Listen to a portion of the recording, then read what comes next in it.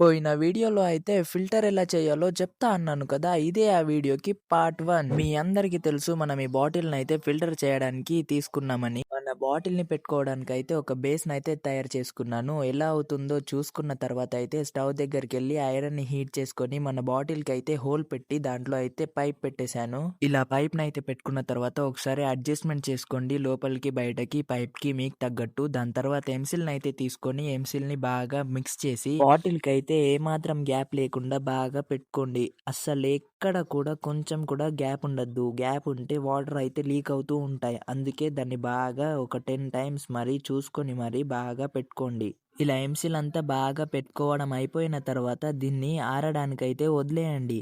అప్పటి వరకు మీరేం చేస్తారంటే మీ దగ్గర పాత ఫిల్టర్ ఉంటే దాంట్లో ఉన్న స్పాంజ్ అవన్నీ క్లీన్ చేయండి. నా దగ్గరున్న స్పాంజ్ అయితే చూడండి ఎంత గలీజ్‌గా అయిపోయాయో అవన్నీ బాగా క్లీన్ చేసుకున్నాను.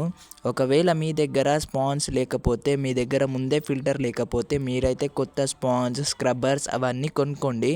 అవన్నీ కొనుక్కున్న తర్వాత ఇలా అయితే బాటిల్‌లో అన్నీ ప్లేస్ చేసుకోండి. ఇలా అన్నీ ప్లేస్ చేసుకున్న తర్వాత ఎంసీల్ ఆరడానికైతే ఒక 3-2 అవర్స్ వదిలేయండి. ఇదైతే ఈ వీడియోకి పార్ట్ 1. పార్ట్ 2లో దీనికి మోటార్ ఎలా పెట్టాలి అవన్నీ చెప్తాను. సో ఛానల్‌కి సబ్స్క్రైబ్.